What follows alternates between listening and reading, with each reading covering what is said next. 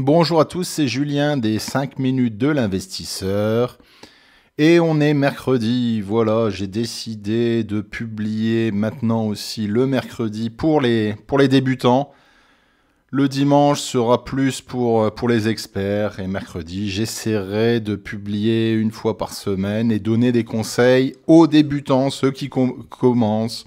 Ils font aussi partie de ceux qui regardent la chaîne, donc voilà, petite vidéo sur les 5 erreurs à éviter en investissant en bourse. Évitez de faire comme le monsieur présent sur ma miniature.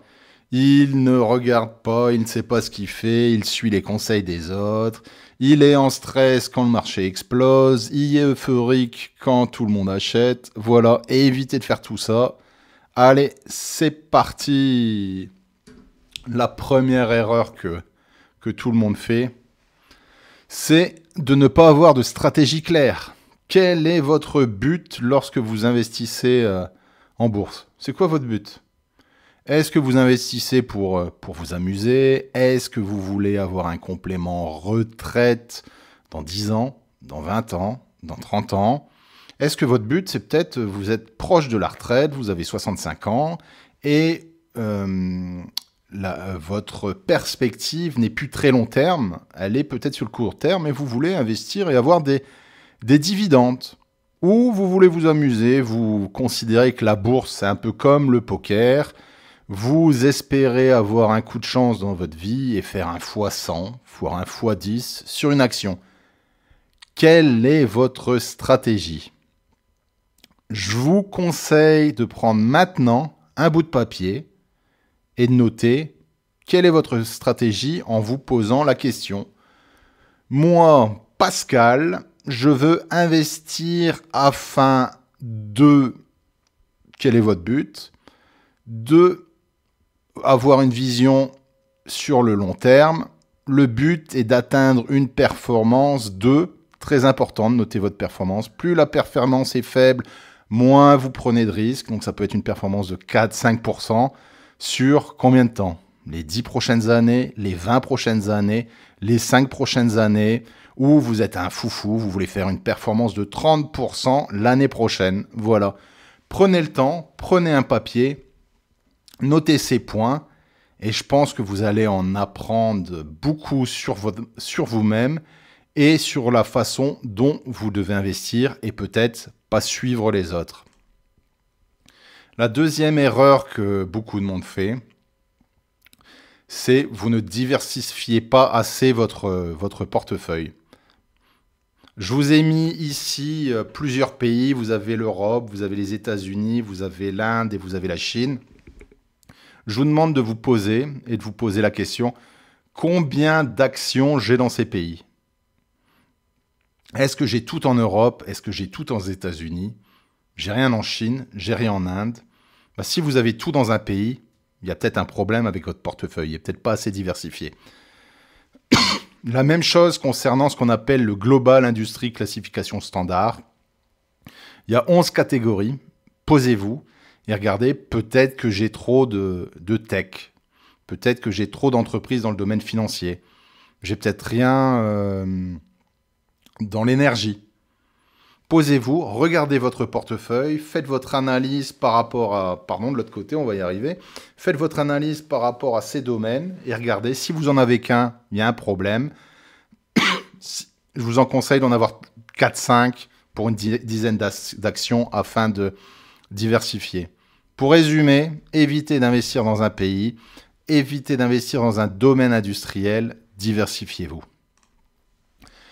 La troisième erreur que beaucoup de monde fait, c'est ignorer les frais d'investissement. Je vous ai mis les frais de Giro, de Boursorama et Trade Republic. Et les frais sont complètement différents par rapport à ce que vous faites. L'erreur que beaucoup de monde fait, c'est vous allez acheter une action. Vous achetez une action à 10 dollars, à 10 euros. Je sais pas, je prends par exemple, une action SoFi. Le problème que vous allez avoir, c'est que vous aurez des frais d'entrée ou d'achat autour de 1 et 2 euros. Et ça a un énorme impact par rapport une action qui coûte que 10 dollars. C'est une erreur que beaucoup de monde fait. Ils oublient ou ils ne font pas attention aux frais d'investissement. Faites attention à ça. Une autre erreur que beaucoup de monde fait, c'est que les personnes ne sont pas abonnées à la chaîne. Abonnez-vous si vous voulez en apprendre de plus en plus sur l'investissement. La quatrième erreur, c'est que ce qu'on appelle la psychologie du trader, les gens paniquent ou les gens sont euphoriques par rapport à la performance de leur portefeuille. Si vous avez un crack, vous allez paniquer. Si vous faites d'excellentes performances, vous allez être euphorique et il faut réussir à se détacher malheureusement de ce facteur. C'est pas évident, mais oui, en temps de crise, vous pouvez avoir des moins 25 000, des moins 60 000 sur votre portefeuille. Est-ce que vous êtes capable de ne rien faire ou vous allez tout vendre? Si vous vendez comme ça en temps de crise, si vous ne connaissez pas votre stratégie, il y a un problème. Et l'inverse, je connais des gens, par exemple, qui ont investi plus de 5 000 € dans le domaine là, militaire, alors que le domaine militaire est au plus haut, un Rheinmetall est actuellement autour des 1 500 €, mais ils avaient peur de louper cette occasion par rapport à la guerre en Ukraine et par rapport au réarmement de l'Europe. Voilà, la psychologie est très importante en bourse. Dernier point que beaucoup de personnes font comme erreur, c'est qu'ils ne réévaluent pas leur portefeuille de façon régulière.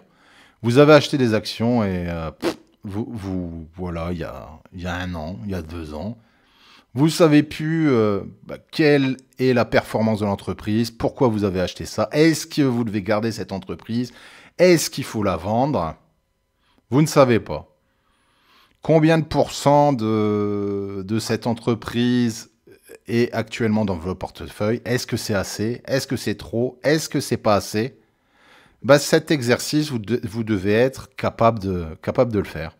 Vous devrez être capable d'avoir, là, je vous ai mis le portefeuille de Warren Buffett, de savoir que voilà, Apple représente 28% de mon portefeuille. J'ai acheté Apple pour ces raisons, je veux garder Apple pour cette raison. American Express, c'est 16%, Bank of America 11%, Coca-Cola 9%. J'ai Coca-Cola parce que ça me rapporte des dividendes. Voilà pourquoi j'ai Coca-Cola, et ainsi de suite, et ainsi de suite. Et faites cet exercice une fois par mois. Voilà, c'était ma première vidéo cette année pour les débutants. Vous, de votre côté, quelles sont vos stratégies ou vos conseils pour un débutant, à part faire du DCA et des ETF? Le but, c'est un petit peu de creuser aussi pour vous. Voilà, c'était Julien des 5 minutes de l'investisseur. N'oubliez pas, comme toujours, que je fais cette vidéo à titre de divertissement uniquement. Ce ne sont pas des conseils pour investir. Et lorsque vous investissez en bourse, peu importe que vous êtes débutant ou pas, faites votre propre analyse. Lorsque vous investissez, vous avez toujours un risque de perte totale du capital investi, que ce soit en bourse, en crowdfunding, dans n'importe quoi. Merci d'avoir suivi cette vidéo jusqu'au bout et je vous dis à très bientôt. Ciao!